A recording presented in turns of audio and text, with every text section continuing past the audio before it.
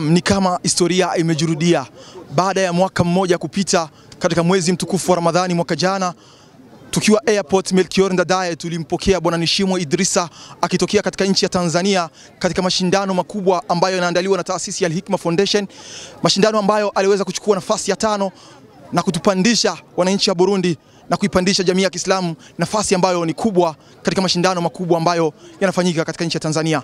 Na leo tupo naye hapa. Historia imejiandika tena, historia itakwenda kuelezea, historia itakwenda kuhadisia. Leo tunamhoji kama mshindi wa kwanza kutoka katika mashindano makubwa ambayo yanaandaliwa na taasisi au shirika la Frères et Sœurs pamoja na Kiswahili Haraka, huku wakiwa na wadhamini wakuu Agence Kariakoo pamoja na taasisi pendwa ya Al-Hikma Foundation. Naam, salamu alaykum wa rahmatullahi wa barakatuh. Wa alaykum assalam wa rahmatullahi wa barakatuh. Baada ya mashindano kutoka katika nchi ya Tanzania, tulimuona Bwana Nishimwe Idrisa akihudhuria au akishiriki mashindano mengine na kutokuchukua nafasi ya 5 na kutokuchukua nafasi ya kwanza kama vile watu walivyokuwa wanatarajia. Lakini leo Bwana Nishimwe Idrisa anaichukua nafasi ya kwanza kama vile Waislamu walikuwa wanatarajia, baada ya kuweza kuwakilisha vizuri katika nchi ya Tanzania na kuchukua nafasi ya 5.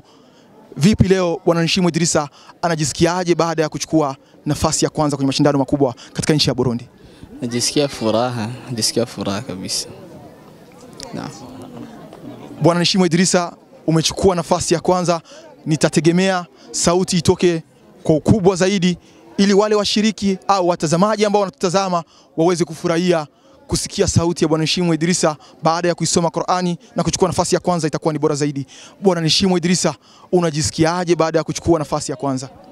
Najisikia furaha kwa sababu nimeweza kupambania ndoto zangu tangu mwaka jana. Nimejaribu kupambana ila haikuwezekana, nikashika nafasi ya 3, ila kwa sasa alhamdulillah nimeweza kushika nafasi ya kwanza.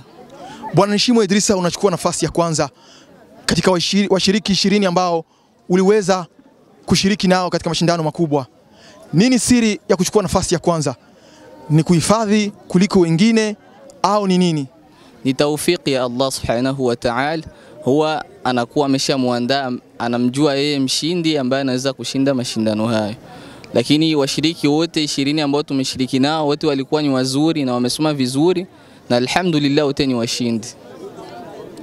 Unazungumziaje nafasi yako ya kwanza?